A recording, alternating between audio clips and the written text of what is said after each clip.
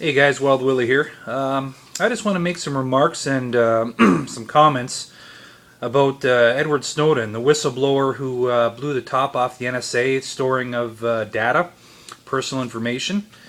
Now, I talked to a few people about this in Canada, and they were kind of, making jokes about the US and everything else. Well, I got news for you.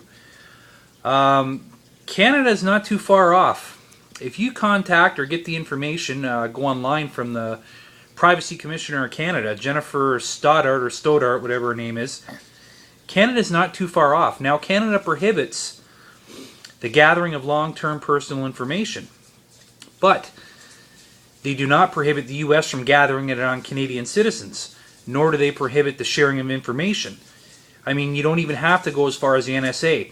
In 2005, I believe, the Privacy Commissioner Jennifer Stoddart was presented by a journalist, a reporter from the CBC, who for about $200 from a data broker came up to her with her personal telecommunication information as well as from the BlackBerry issued from the government. So there is ways to get the information. Now, do I agree with what the NSA is doing? No. Do I agree that Canada is letting them do it? No, but I don't. And most people think, you know what, it foils terrorist attacks and I'm not a terrorist, I got nothing to worry about. Well, yeah, you do. The time's going to come where John Smith, who lives around the corner, may not be a terrorist. Maybe he's just a passive activist. Maybe he for some reason, some law enforcement agency doesn't like him.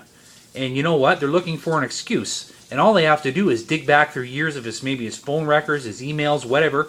He says one little thing that they don't like, and they'll come get him. And the reason they can come get him is that the terrorist act or the civil unrest acts in the state that deem you a nuisance or a risk to national security are so vague now and so open.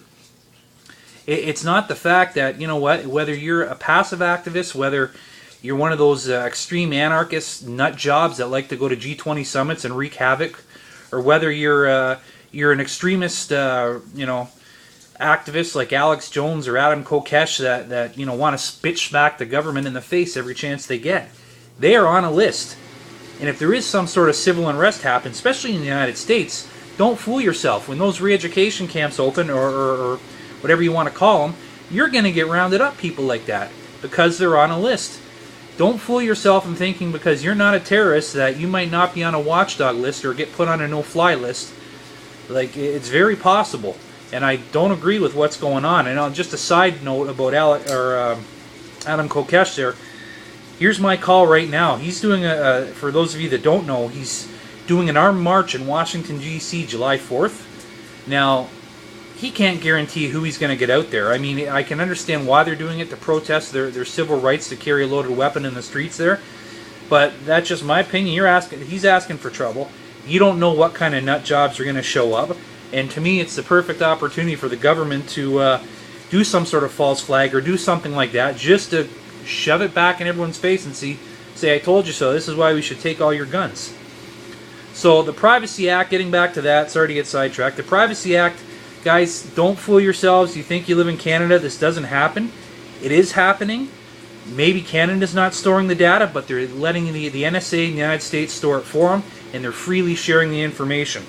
So next time you type that email, say jokingly about blowing something up or anything else, or bad remarks about the Canadian or U.S. government, who knows who's going to read that, whether it be the NSA, CSIS, or anyone in between. So just mind your P's and Q's when you type stuff up, and believe me, it is happening here now. So anyways, just a little bit of food for thought. I'm Wild Willie. I got to get trucking. And remember, it's not a question of if the shit will hit the fan, it's a question of when. So always be prepared.